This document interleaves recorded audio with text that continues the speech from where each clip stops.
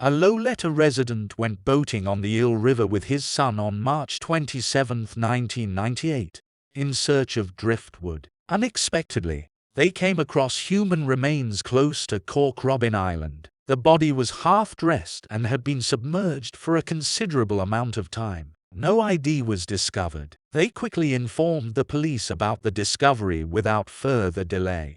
Who was this person, and how did they get into the river?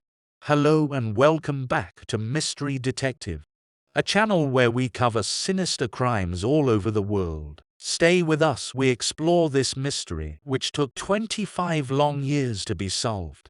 The city of Loleta in California has a distinct atmosphere. It is a location where the bustling of daily life coexists with the whispers of the ocean. This town has a distinctive blend for both residents and visitors, offering both recreational and historic spots. You'll notice a sense of community if you leave here. People are well acquainted and often exchange stories. They treasure the landmarks and frequently explore them on the weekends. But Loleta has its problems. Just like many other places, some people find the crime rate to be a little concerning. But among these stats, one case stands out, which is the mystery surrounding the remains discovered by the Eel River. On a typical day in March 1998, a Loleta resident and his son made the decision to travel to the Eel River. Residents looking for driftwood to sell frequented the river, and countless boating trips had taken place there, but none has been recorded like this one. The tranquility of the day was shattered by a terrifying sight close to Cork Robin Island. As the boat skimmed the surface of the river, the local and his son were immediately drawn to the outline of a human body, partially clothed, bouncing in the lazily flowing river. An immediate call to the local sheriff's office was made in response to the eerie sight. The sheriff's deputies arrived quickly at the scene with a jet boat. The sight was humbling. Not only was the body dead, but it also had visible signs of a protracted submersion. It was difficult to immediately identify any distinctive characteristics due to the advanced decomposition. The individual, a white adult male, had clear measurements of about 5'10" tall, 170 pounds, and a look that indicated he was between 35 and 45 years old. Because they didn't know who he was, they gave him the name Loleta John Doe. The medical experts estimated that the remains had been submerged for about a month after performing a thorough autopsy. A possible drowning was determined to be the cause of death. Detectives wondered what had happened to the man before that crucial moment. The sudden appearance of the John Doe from Loleta shocked the neighborhood, leading detectives to launch a thorough investigation into his identity. The California Department of Justice played a crucial role in these efforts earlier. They discovered a latent fingerprint during their thorough search for hints. Surprisingly, it was his fingerprint. This was a significant discovery because fingerprints left behind during decomposition typically aren't helpful. Hope grew. This might be the clue that unlocks the mystery. However, these hopes were dashed after the advanced search-through of the automated latent print system. The man's identity was still unknown because the fingerprint produced no matches. Unfazed, the investigative team enlisted the assistance of a nearby dentist. Another layer of the mystery was revealed by a forensic dental examination. However, just like with the fingerprints, no solutions were found.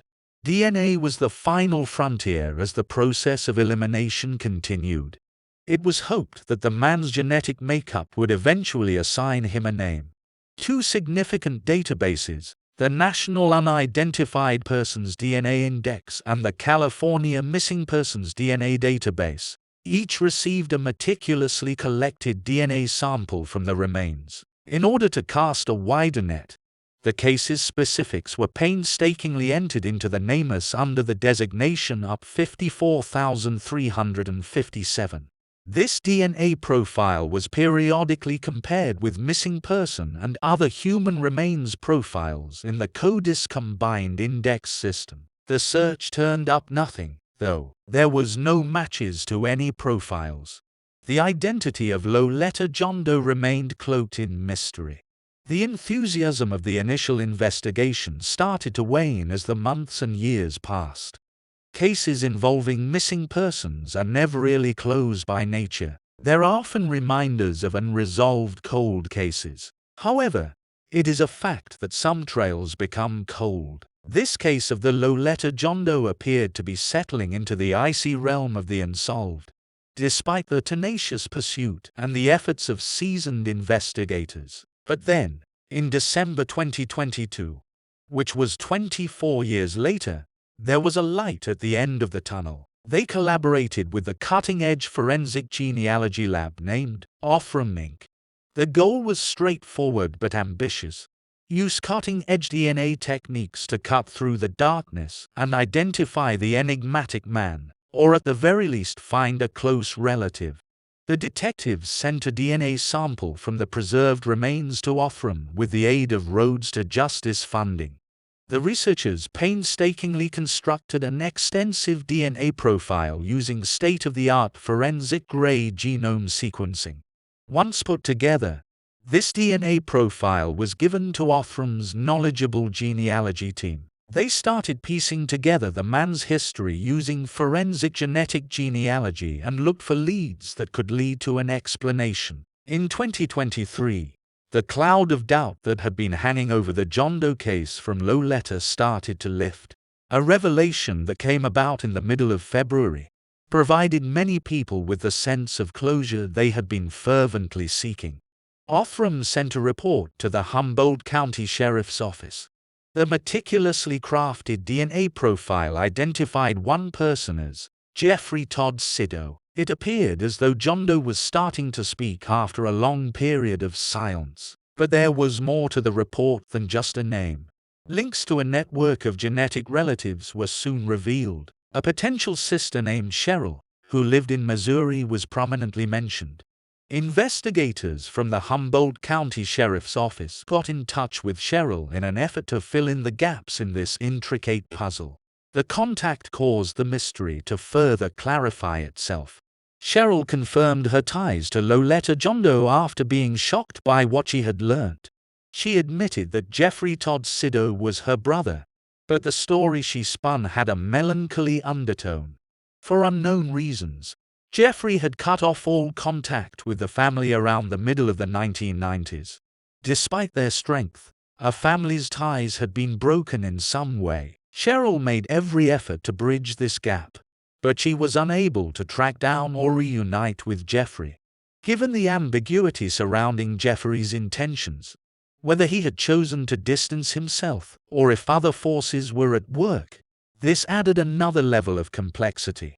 They never made a formal report of his disappearance. In many ways, his fate had been shrouded in mystery for so long due to the lack of such a report.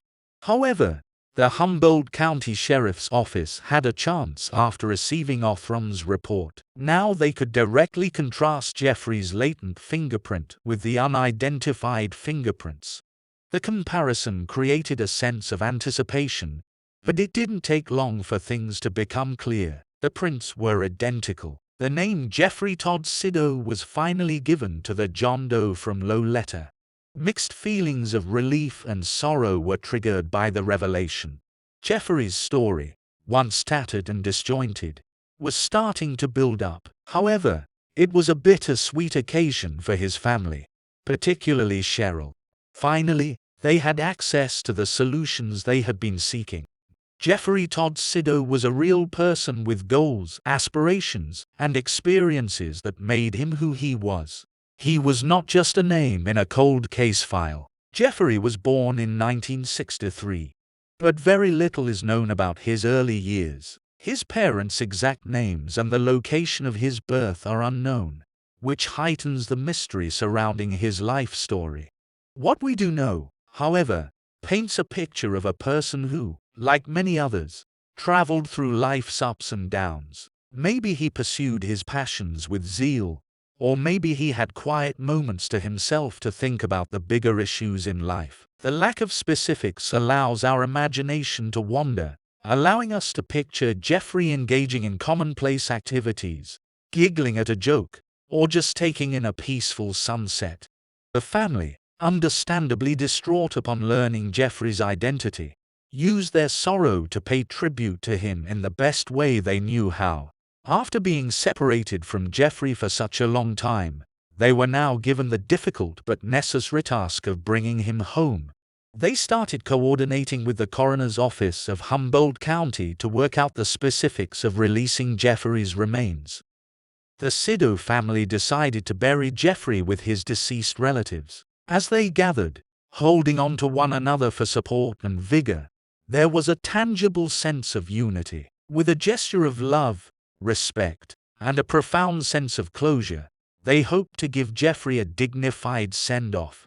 The California Department of Justice, DNA Lab, Othram, and the Humboldt County Sheriff's Office worked tirelessly to bring the Sydow family some much-needed closure. They worked exceptionally well together to solve this mysterious case and to determine what happened to Jeffery Todd Sydow. The Humboldt County Sheriff's Office continues to collaborate closely with Othram and the California Department of Justice, acknowledging the value of cutting-edge DNA technology. Together, they are going over a number of cold cases in an effort to shed light on those which are still cloaked in mystery. There are still some pieces needed to complete the picture of Jeffrey's tragic death. Mike Fridley, the Humboldt County Sheriff's Office cold case investigator, is still in charge of these inquiries. If anyone has information about Jeffrey's actions or whereabouts in the days before his tragic death, they are urged to get in touch with him.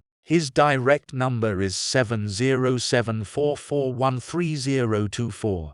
Your bit of knowledge, no matter how small, could be the missing piece that gives another family waiting for answers closure. Keep in mind that it is our responsibility as a group to support one another and see that justice is done. Do you believe that there is still more to learn about Jeffrey's case? What do you think caused his tragic outcome? Post your comments to let us know what you think. We value your opinion and would like to hear from you. For more cold cases, don't forget to like, share, and subscribe to our channel. Thank you for watching.